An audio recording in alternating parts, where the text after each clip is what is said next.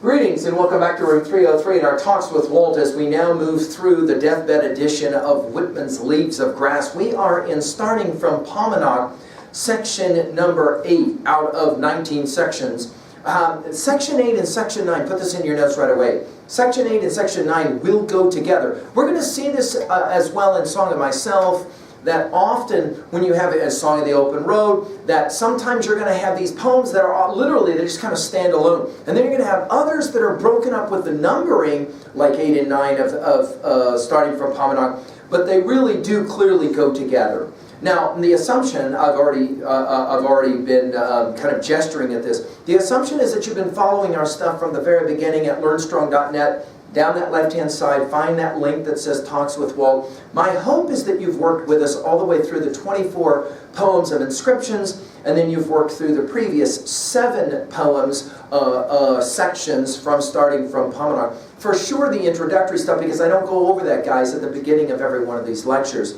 Now, we are going to recognize with 8-9 we are halfway through the 19 sections of starting from Paumanok. Now we say that we're looking at Whitman from those 5 perspectives. Whitman is person, Whitman is poet, Whitman is pedagogue, and politician and philosopher to finish. But we're going to be looking here at Whitman's view of education. Also, we're going to see the way it's genius. It's one of the things that many students say they love best about Leaves of Grass.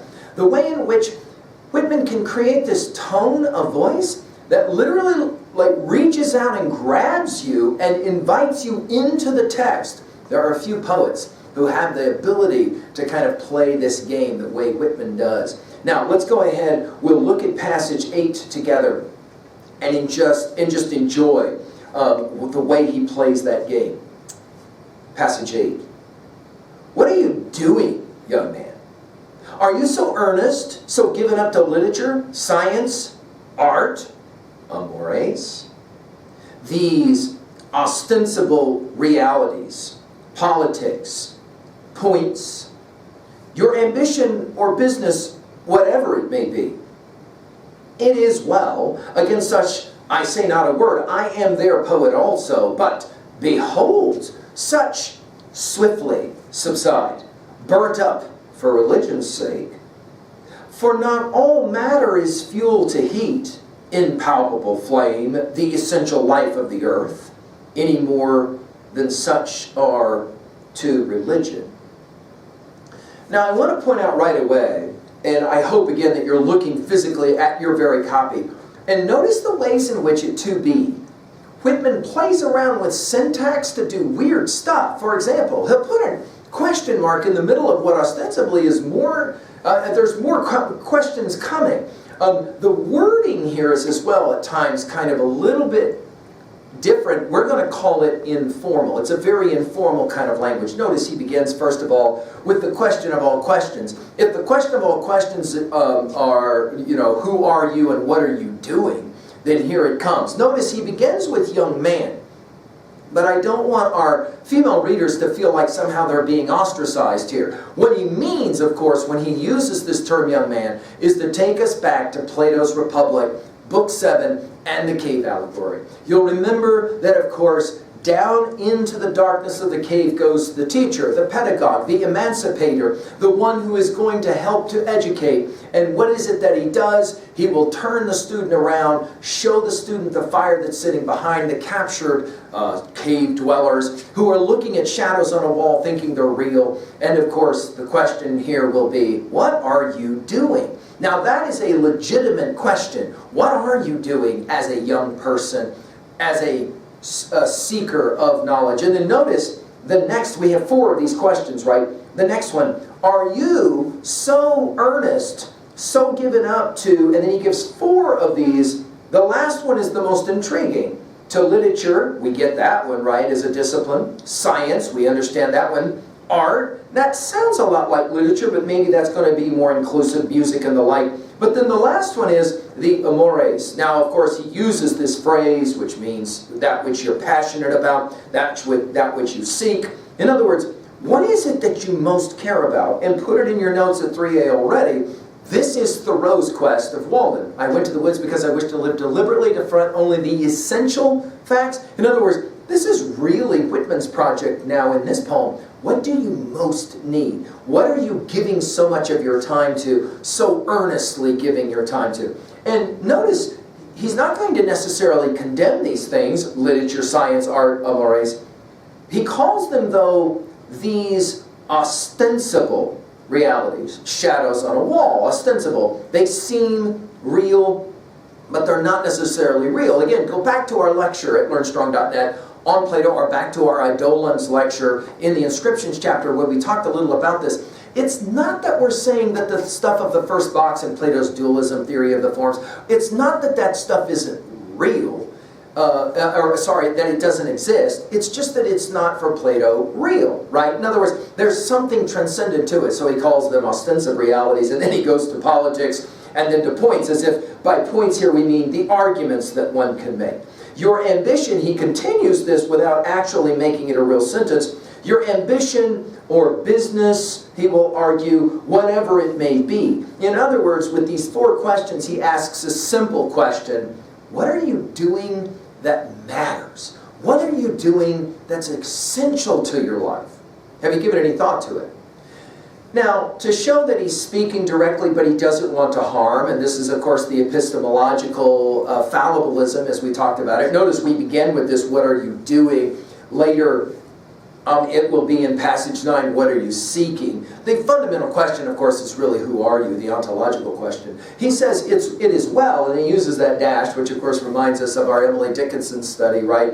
Against such, that is to say, literature, science, art, amores, I say not a word. I am their poet also, Whitman, the great inclusivist thinker. But, he says, behold, and there it is, right? The goal of, as we said in our study of Plato's Republic, Cave Allegory, Book 7, the goal is perspicacity, insight.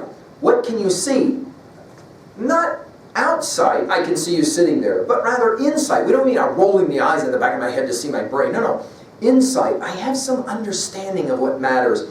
Behold, he says, such, and then, by the way, notice the exclamation point with behold, but notice the word such is not capitalized, which is fascinating the way he plays this game with the exclamation point. Study it all the way through your reading of Leaves of Grass. But behold, such swiftly subside. By the way, just notice the repetition of the S sounds there. It's quite remarkable when you read it out loud. Such swiftly subside. That is to say, all of the stuff that you give all of your time and energy to, most of it's going to go away very quickly. And you're going to ask, was any of that essential? Necessary? Notice he calls it burnt up. And this flame, we're going to get the impalpable flame here in a second. I told you, flame and fire, very significant in our reading of Leaves of Grass. Burnt up for religion's sake. Now we're going to hear religion mentioned twice here. Go back to our earlier comments in passage 7 that we gave about religion and the power of religion and the importance of religion. And of course, when we talk in passage 8 as well about this idea of what does it mean to be religious. Again, Whitman's going to use this term differently. When he uses the word religion, he often will simply mean your rhythms, your patterns, the things that you do consistently. In other words, you've given a lot of your time to things that maybe don't matter in the end. What's that going to be like to come to that realization? He says, as if he's making a kind of rational argument with the word for not all matter is fuel to heat. Impalpable flame, the essential life of the earth, any more than such are to religion. In other words, just because you think something is essential doesn't necessarily mean it is essential. Now this impalpable flame is central to the reading of Leaves of Grass. In other words, Whitman wants what Thoreau wants in Walden, the essentials. What is it that's foundational to your life? And this is the question. What are you doing, young man or young person, we would probably want to say today, right? Because we're going to be inclusive in our language here. What is it that you're giving your time, your energy to?